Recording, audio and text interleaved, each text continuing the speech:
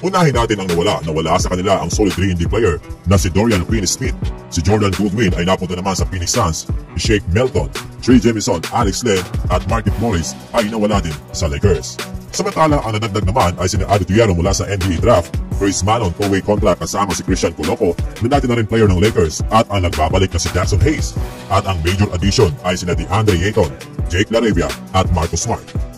Ang expected starting lineup ng Lakers ay sina Luka Doncic, LeBron James, Austin Reeves, Rui Hachimura at DeAndre Ayton. Ang total production ay 101 points if mag-a-average pa rin sila gaya last season. So alam naman natin na magbabago yan kaya assuming na ganun pa rin. Tapos ang bench naman ay sina Marcus Smart, Gabe Vincent, Jake LaRavia, Jared Vanderbilt, Jackson Hayes at isabay na natin si Dalton Gilek if mabibigyan ng playing time kaya may total silang 23.9 points mga amigo. Again, hindi yan ang pwedeng mangyari sa actual. Nilagay lang natin ang average nila last season at ang best production ng Lakers ay pulilat last season mga amigo.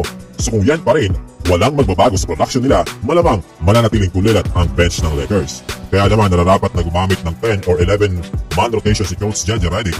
Una, para ma-preserve ang energy ni LeBron James at magamit ng maayos sa playoffs at maiwasan na rin na magkaroon ng injury ang kanyang mga players. Second thing na dapat gawin nila ay baguhin ang starting lineup.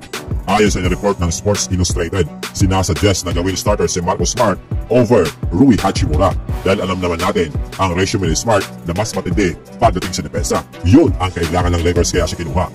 Nanalo ng 2022 Defensive Player of the Year, although nag-decline ng konti ang kanyang laruan pero yung duwag, energy, hustle at leadership sa depensa ay talagang andon na pwedeng magamit ng team. Bukod sa depensa, may shooting din naman at kaya mag-space ng floor at pwede rin magdala ng bola.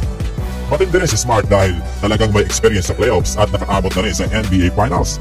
Pero para sa akin, hindi si Rui ang dapat palitan sa starting lineup kundi si Austin Reeves.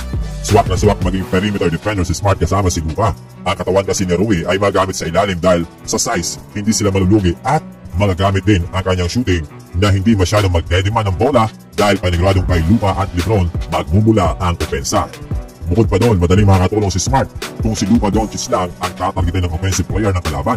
Kapag andyan si Reeves, dalawa silang matatarget at walang makakatulong. Si LeBron hindi na rin masyadong naglalaro ng depensa pero kapag sinisipag talaga malupit din. Si DeAndre Ayton sa kanyang size ay makakalaban siya sa ilalim kaya hindi masyadong problema. Kapag ginawang bench player, si Austin Reeves tataas ang bench production ng team. Kumbaga, tamang pantimpla si Reeves sa bench plus healthy naman si Jared Vanderbilt na talagang dapat mas magamit na ito ni Coach lalo na pangbantay doon sa mga best player ng kalaban.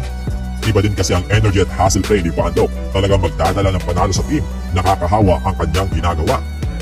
Ito rin ang gusto ko kay Vando, hindi sumusuko plus magamit din ang shooting ni Jake LaRavia. Andyan pa si Gabe Vincent na hopefully mag-improve ang performance this coming season.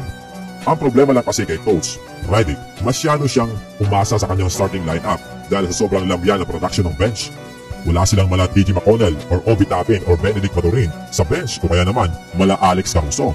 Ang roster ngayon ng Lakers ay balance at medyo bumabata na pwedeng makipagsabayan sa energy ng ibang batang team gaya ng defending champion. Pero kaya ba talagang makipagsabayan ng Lakers ngayong darating na season? Well, para sa akin, kaya naman kapag healthy kaso ang lulupit ng team sa West.